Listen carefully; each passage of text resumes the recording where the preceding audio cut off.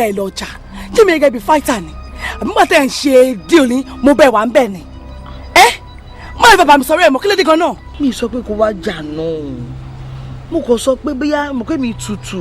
pé tí ó bá tiẹ̀ rojú tiẹ̀ bóyá tẹ̀lé torí a lè tètè kówó tèmi jáde ó mọ̀ bóyá kòkò wọ̀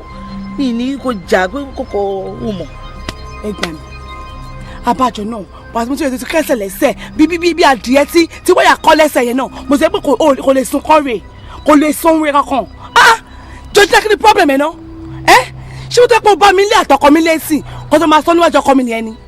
èmi ò ṣe fighter àjọ torí Ọlọ́run I am a responsible married woman I am a married woman for crying out loud kò lè dùn mí fún ẹ ọkùnrin máa fẹ́ gbé ìwọ̀ ìsílé olè ọkọ fẹ́ ní gbogbo apápátá gbogbo àti mari ọ̀nìkan ló kù wọ́n ní kí n abẹ́rẹ́ lọ máa jà kiri ṣé ìpọ́n ní tí ọba ti wọlé ọkọ ilé ẹ̀kọ́ lé ìwọ̀ yẹn ni I am very gentle now I am a responsible housewife jọ nítorí ti Ọlọ́run má ever lé mi mọ́ má wọ mi fẹ́ yẹ lé mi mọ́ o onírànú òṣì má lọ má rí ṣùgbọ́n. kí bèbí ọmọ alájà ó jẹ́ sàgbẹ́jẹ́ mọ́ má lọ ṣàyà gbangba ọ̀kẹ́rẹ́ torí ó ṣàyà gbangba sọlọ́dẹ ọlọ́dẹ ò ṣe méjì ó dẹ̀ fi yíta. ọmọ dára ó dẹjọ́ ìwà dẹ̀ ló kù ìwà tẹ́rí yẹn ṣe bóun lọ bá wúre bùkídì fáìtà ṣàgbéjẹ mọ́wọ́ o jẹ́jẹ́ láyé gbà ilé ayé yìí gbẹ̀gẹ́. ẹjọ ṣé mr ṣé ní gbogbo ọ̀rọ̀ mr bosman wà rà ṣé kò sí problem. ẹ bá wọn sọ fún ọ pé jọjì náà ọ̀rẹ́ ìyàwó ẹ lè jẹ́ wọ́n.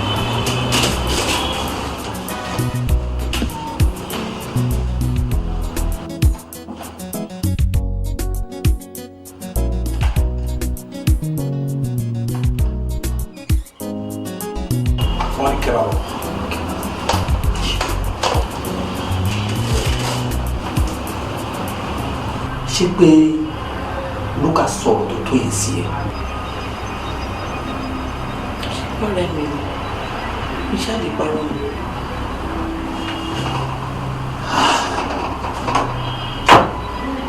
ó sọ̀rọ̀ tó tó yẹn sí ẹ ọmọ ẹ máa pa mí a máa pa mí pẹ̀lú bí ṣe bá sọ̀rọ̀ tó nípa ọ̀rọ̀ ẹnu ẹ̀ ẹgbàá mi kò ń kọ́ ẹ níjànú o kò máa sọ̀rọ̀ fọlọ́fọlọ́ I was a day here in this office tí mo fẹ́ gba àwọn staff ọlọ́run ní ọmọ tó ti rí wọ́n stupid tata boy asúnlẹ̀ tọkọ̀ mọ́ láti ibì kan tó ń lọ wọn ní kí n gbà wọ́n wá ní sọ́kọ́ ní ọwọ́ náà ṣáà ní kí n gbà ó àwọn obìnrin tó yẹn ọ̀gbọ́dọ̀ jẹ́ ó wọn ọ̀gbọ́dọ̀ ló ṣáà fún mi lọ́rùn tí n bá tẹ̀sán wípé mi ò ṣe wàhálà lé fún mi nílé níbo ni mo fẹ́ gbé gbà ọmọ kò ní máa gbé ó ti sùn mí. God. kò ṣáà wú òun lọ kí ló máa jẹ o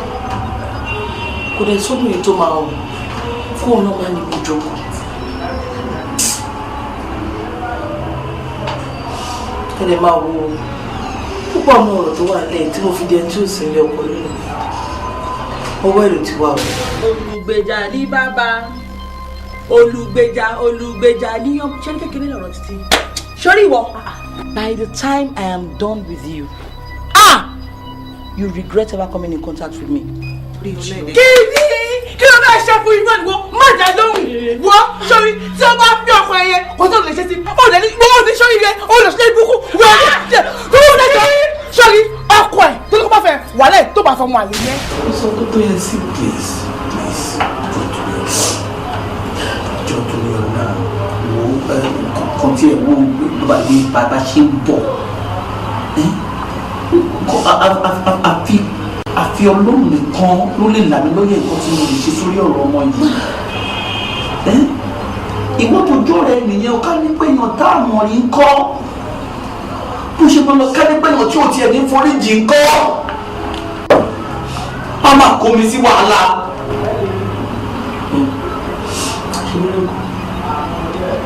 ṣé ìbá kọ wọn á kọ o. àkísà tó bá máa wà tán ìgbà abẹ́rẹ́ ò lè dá dúró.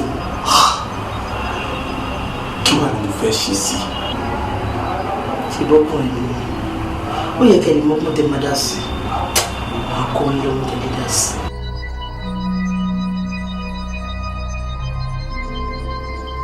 so màá fẹ́ jẹ́ kí o dáríjì mi kó gbàgbé gbogbo ẹ̀ pátápátá in fact àwọn tí wọ́n pè é gan tó ń sọ pé bí ìlọ́kọ ẹ̀ wà báyìí ìlọ́kọ ẹ̀ ṣe àjọmọ̀ ẹ̀mí àti jìnnà náà ni. ó ń ṣe mí lùgù ẹ dájú gan o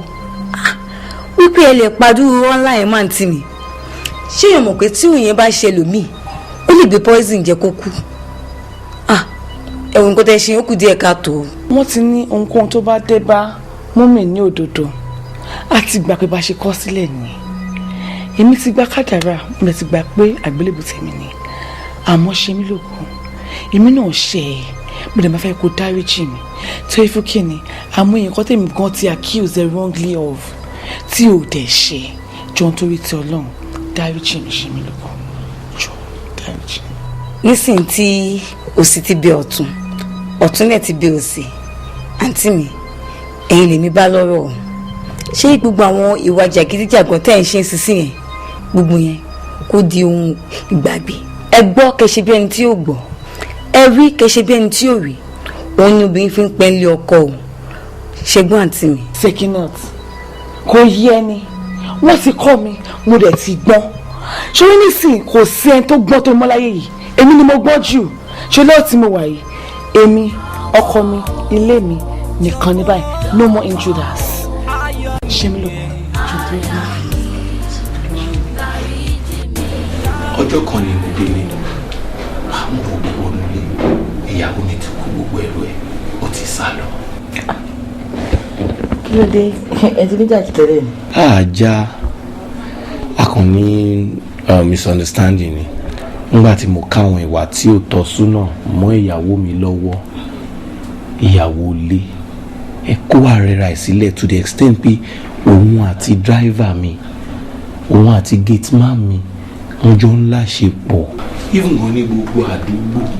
ló ti ṣe pópópó ṣọṣọṣọ sí ó ti ní lójú. ẹjọ́ ṣé pé adémídọ́ ní irú wà bẹ́ẹ̀ lọ́wọ́. kí ni ò lè ṣe àbí ẹ gbà wípé mo sọ nǹkan tó ṣe fẹ́mi náà fún yín ni yóò máa jẹ mí lójú o. ká máa fi sẹ́nu ká dákẹ́ mà ní. ọ̀rọ̀ ahọ́n yìí ó lágbára gan ni o. ẹ dúná kí ni reason tí gbogbo yín ṣe ń wò báyìí náà because gbogbo yín sì ẹ ń wo ra yín kò sẹ́ni tó fẹ́ sọ anything a man of God just walked in here ẹ ń wo gbogbo ọ̀rọ̀ tó bá a sọ we don't know him from Adams and look at what he said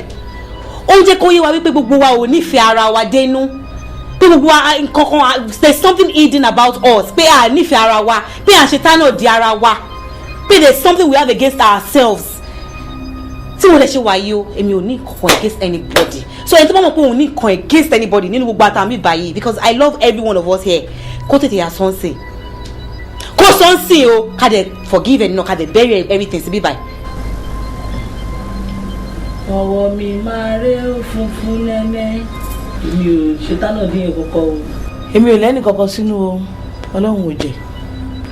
òwe kú mọ̀ pé ní máa ń dè bí èmi lẹ́yìn kí n jà kí n lè bú èbú lẹ́sẹ̀kẹsẹ̀ kí òbẹ́ dẹ̀ tọ́nú mi kíákíá. èmi ò bá èèyàn jà o èmi ń kí gbogbo lẹ́yìn inú mi mọ́. bọ̀ kí nìyẹn wá fún sìn àti kò falẹ̀ ifá ti ń ṣe for God's sakes kí ni bísí tó ṣe ń pòṣè sísìn tó ọmọ lójú àní wọ́n ní ànífẹ́ ara wa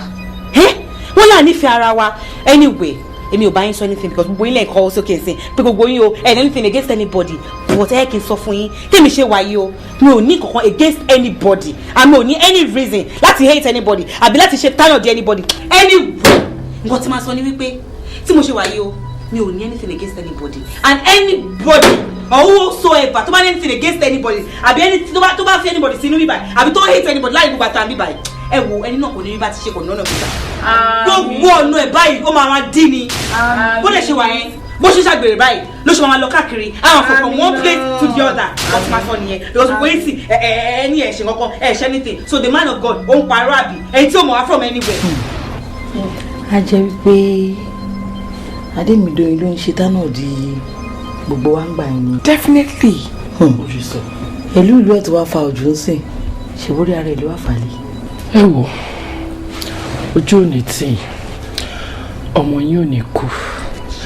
iṣẹ́ tẹ́ rán mi òun ni mo jẹ́ yìí o ká tiẹ̀ gbà pé ìwà lákàtà lọ at least ó yẹ kẹ́ lè fàbọ̀ fẹ́ dìyẹ. Georgina èmi ni mo ní kàn bá mi pè ẹ́ wá mo fẹ́ fi opportunity bẹ́ẹ̀ kó jọ kó dáríjì mi bẹ́ẹ̀ dà bá ṣe máa rìn láyé ó máa rìn ẹlẹ́ran ara dẹ̀ ni wá kò sí ká rìn kórí má mi jọ mo fi Ọlọ́run bẹ̀ dáríjì mi. ó ṣe mí gan o ó ṣe mí gan o ṣe lẹ́dàá mi náà. I'm very sorry.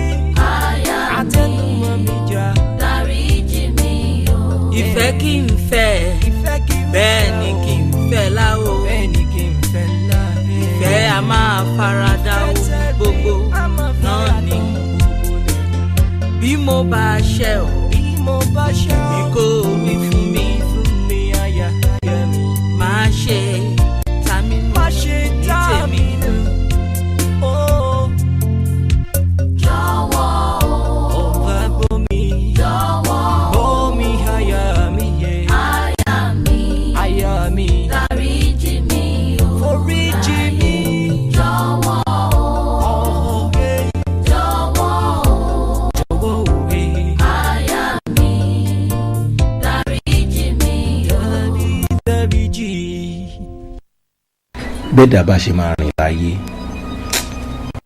ó máa rìn ẹlẹ́ran ara dẹ̀ ni wá kò sí ká rìn kórí má mi jọ mo fi Ọlọ́run bẹ̀ dáríjì mi.